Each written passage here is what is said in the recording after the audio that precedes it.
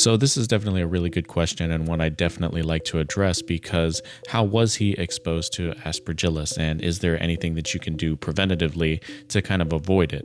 And the thing about it is that it can be found in so many places. It is so much more commonplace than I ever would have imagined. It is in soil, decaying plant matter, compost piles, air conditioning systems, dust, even in grain and certain food products, damp buildings. I mean, the list goes on.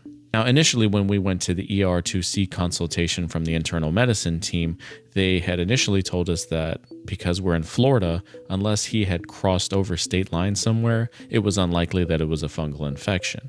So when the results came back positive for that, I was like, hey, what happened? You guys told me that it was unlikely that this would occur in Florida. But also then come to find out that it can be a natural part of the existing flora or the bacteria within the intestines, and it can kind of make itself manifest at a later point in time, much like staph, MRSA, anything else. So in Beck's case, it actually seemed that it made itself manifest, but because he has somewhat of a compromised immune system, it was unable to really fight it off before it got to this point.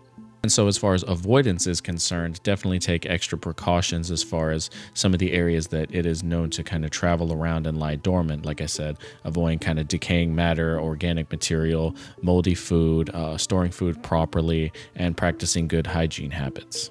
But be sure to follow us for more updates and more tips as we progress along this journey as well. And we thank you guys for joining us in this. You can also find us on Instagram in the event that TikTok does shut down within a few days.